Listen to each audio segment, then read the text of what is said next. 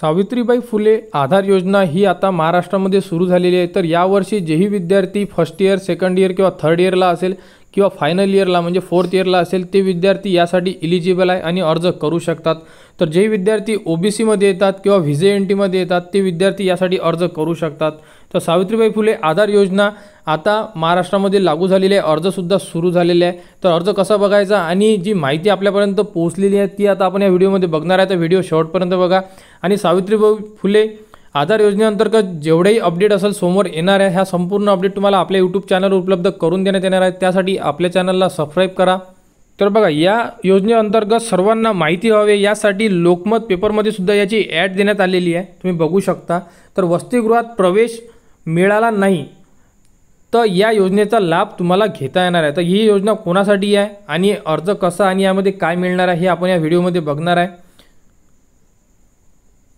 तर व्हिडिओ शेवटपर्यंत बघा। तर बघा यामध्ये नेमकं काय दिलेलं आहे। तर बघा, सावित्रीबाई फुले आधार योजना यामध्ये भोजन, निवास आणि निर्वाह भत्ता मिळणार आहे। जेही विद्यार्थी स्वतःच्या गावावरून बाहेरगावी शिकायला येतात त्या विद्यार्थ्यांना याचा लाभ मिळणार आहे। तर यामध्ये बघा, पात्र असूनही शासकीय वसतिगृहात प्रवेश न मिळाल्यास अशा इतर मागासवर्ग, विमुक्त जाती व भटक्या जमाती, विशेष मागासवर्ग प्रवर्गातील विद्यार्थ्यांना आर्थिक मदत करण्यासाठी शासनाने ज्ञानज्योती सावित्रीबाई फुले आधार योजना सुरू केलेली आहे।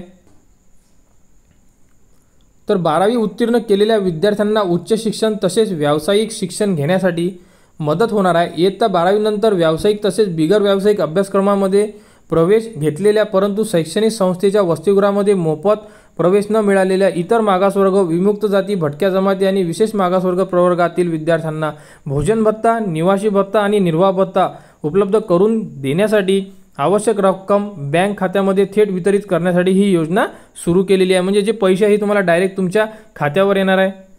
तर काय आहे ज्ञानज्योती सावित्रीबाई फुले योजना? तर बघा, योजनेअंतर्गत मुंबई शहर, मुंबई उपनगर, नवी मुंबई, ठाणे, पुणे, पिंपरी चिंचवड, नागपूर, अमरावती अशा विविध ठिकाणी उच्च शिक्षण घेणाऱ्या विद्यार्थ्यांसाठी 60,000 रुपये भोजन, निवास व निर्वाह भत्ता देण्यात येणार आहे। महसूल विभागाच्या शहरातील व उर्वरित क वर्ग महानगरपालिका क्षेत्रात उच्च शिक्षण घेणाऱ्या विद्यार्थ्यांसाठी 51,000, जिल्ह्याच्या ठिकाणी 43,000 रुपये तर तालुक्याच्या ठिकाणी 38,000 रुपये भोजन, निवास व निर्वाह भत्ता देण्यात येणार आहे। तर जे विद्यार्थी यामध्ये ज्या कास्ट सांगितलेल्या या कास्टमध्ये असेल OBC, VJNT अशामधून, तर त्या विद्यार्थ्यांना आता डायरेक्ट त्यांच्या बँक खात्यामध्ये हे पैसे मिळणार आहे। ज्ञानज्योती सावित्रीबाई फुले आधार योजनेअंतर्गत सन 2024 या वर्षातील अर्ज इतर मागासवर्ग, विजाभज व विमाप्र प्रवर्गातील नवीन प्रवेशित विद्यार्थ्यांचे अर्ज स्वीकारण्याची प्रक्रिया सुरू झाली आहे। याचा जास्तीत जास्त विद्यार्थ्यांनी लाभ घ्यावा असे न्यूजपेपरमध्ये सांगण्यात आलेले आहे की अर्ज सुरू झाले आणि अर्जाची लास्ट डेटसुद्धा आलेली आहे। तर 20 ऑगस्टपर्यंत अर्ज करू शकतात। तर 20 ऑगस्टपर्यंत ज्याही विद्यार्थ्यांना अर्ज करायचे ते अर्ज करू शकतात। तर बघा, ज्ञानज्योती सावित्रीबाई फुले आधार योजनेअंतर्गत उच्च शिक्षणाच्या द्वितीय, तृतीय व चतुर्थ वर्षासाठी अर्जाची मुदत 20 जून ते 15 जुलै असून निवड यादी 1 ऑगस्ट रोजी जाहीर होणार आहे। तर जे विद्यार्थी प्रथम वर्षाला आहे ते विद्यार्थी सध्या अर्ज करू शकत नाही, कारण त्यांची अजूनपर्यंत ॲडमिशन झालेली नाही आहे, त्यांचा प्रवेश झालेला नाही आहे। तर जे विद्यार्थी द्वितीय, तृतीय किंवा चतुर्थ वर्षासाठी आहे त्यांच्या ॲडमिशन झालेल्या आहे, त्यांचे रिझल्ट लागलेले आहे, तर ते विद्यार्थी यासाठी अर्ज करू शकतात। तर तुमच्या जिल्ह्याच्या ठिकाणी समाज कल्याण ऑफिस असेल त्या ऑफिसमध्ये ज्ञानज्योती सावित्रीबाई फुले ह्या योजनेची माहिती तुम्हाला संपूर्ण मिळेल। तिथे तुम्हाला फॉर्मसुद्धा मिळेल आणि तिथून फॉर्म घेऊन तुम्ही तो अर्ज भरून समाज कल्याण ऑफिसला सबमिट करावा लागेल। याबद्दलची माहिती तुम्ही जवळच्या समाज कल्याण ऑफिसला जाऊन घेऊ शकता।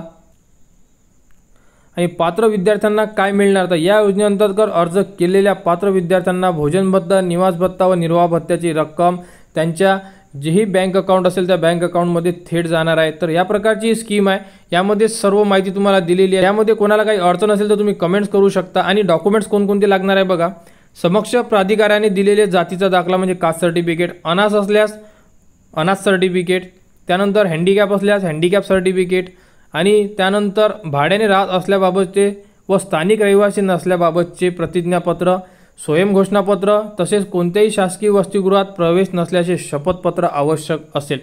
तर पुढील व्हिडिओमध्ये आपण याबद्दलचे जे डॉक्युमेंट्स असणार आहे हे कसे रेडी करायचे हे सुद्धा बघणार आहे।